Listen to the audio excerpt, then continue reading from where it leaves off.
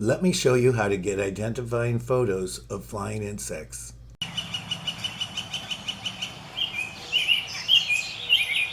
This technique will let you get photos without harming the insect. I'm Jeff with the Backyard Birds channel. I like photographing bees and other flying insects so they can be identified.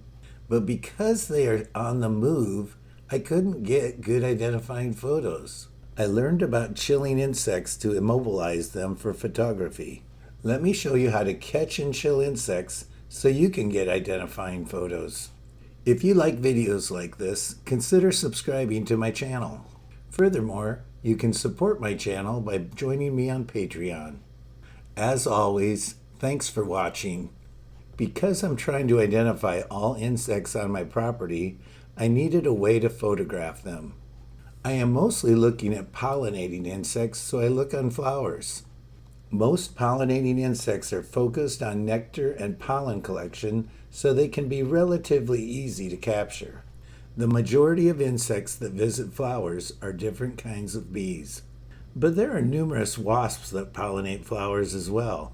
Furthermore, some flies, often very colorful, also pollinate flowers. Some butterflies, moths, and beetles will pollinate flowers too.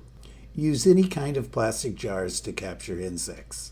I use purchased 6-ounce plastic jars or used 16-ounce peanut butter jars. Find links for plastic jars in the video description. To catch a pollinating insect, hold the open jar in one hand and the lid in the other. Surround the insect as it is feeding with the jar lid combo and close in on it. Do not place the jar in direct sunlight as the container can heat up and kill the insect. After capture, the container with the insect is placed in a refrigerator. The refrigerator lowers the body temperature of the insect, causing it to slow down. This allows photographs of the subject in different positions for identification purposes. Items used to photograph insects include a smartphone camera, a background object, and a metric ruler. I use a smartphone camera with the iNaturalist app installed for ease of use. My background is a piece of wood or the backside of a cereal box. Don't use a white piece of paper for your background, as the auto settings on the camera will darken your subject. The metric ruler is useful to show size of the insect. After about 15 minutes in the refrigerator, and when it is no longer moving, the insect is ready to be photographed. Photograph the insect outdoors, as it must be able to fly away when it warms up. Place it on the background out of direct sunlight and where the wind isn't too strong. Direct sunlight will cast shadows, and the wind can blow your subject away. Place the metric ruler in the photos to show size. I use a Pixel 8 smartphone camera and set the zoom level to 2x since my subjects are so small. Various photos of my subject are taken, followed by a blank photo to mark the end of the set. As the insect warms up, it will eventually fly away, so don't wait too long. The smaller the insect, the quicker they warm up. This doesn't harm the insect, but does allow you to get good identifying photos. I'm no expert on insect identification, so I turn to the iNaturalist community for help identifying them. The following instructions are for uploading photos to iNaturalist with the Android app. If you are using an Apple product or uploading images via the iNaturalist website, the method you use will be different. I open the iNaturalist app on my Android phone to upload the images of each insect to the iNaturalist website.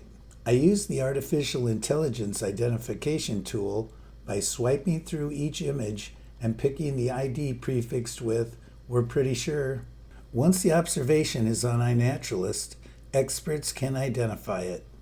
I check for updates to my observations periodically by clicking on the activity menu option in the iNaturalist app. The following bees, wasps, and flies are some insects I've posted to iNaturalist that I've found on my property in southeast South Dakota. All were captured in jars and chilled in my fridge. Look in the video description for links to each observation on iNaturalist. This is a type of digger bee and it has no common name. I usually see a few of these each year. They don't look like other bees and are quite distinct. This is a member of the leafcutter/mortar/resin bee genus. This bee is the only South Dakota observation on iNaturalist, and there are no observations in surrounding states. This is a longhorn bee only identified to its subgenus. These bees can be found across the United States. This bee appears to be quite rare across its range. This is one of 13 observations on my property, and there are only 24 observations for it on iNaturalist. This is the worthy longhorn bee, and this observation turned out to be a state record for South Dakota. You just never know what you'll find. This is a gold-marked thread-waisted wasp. It's fairly common across the eastern United States. This is a pitted mason wasp, and it's fairly common in the eastern two-thirds of the United States. This is the fraternal potter wasp, and it's common across the United States. This is the narrow-headed marsh fly. The adults visit flowers, and the larvae feed on decaying plant material. This is a hoverfly known by the name oblique streaktail. The adults visit flowers, and the larvae eat aphids. This fly is so rare that my observations are the only ones in the world. I collected some and sent to the identifier for DNA analysis. Some specimens are to be housed at the Smithsonian Institute. I hope you found this video useful and tried chilling and photographing your own insects. Look in the video description for items used in the video, as well as links to insect observations on iNaturalist. If you like this video, give it a thumbs up. Do you have a question? Leave a comment and I will respond. If you know someone who could learn from this video, share it with them. Hi, it's Jeff. If you like this video, subscribe to my channel. Click on the bell to be the first to know about my new videos. Go a step further and join me on Patreon to support my effort to bring you the content that you desire. You can watch more of my videos to learn about nature.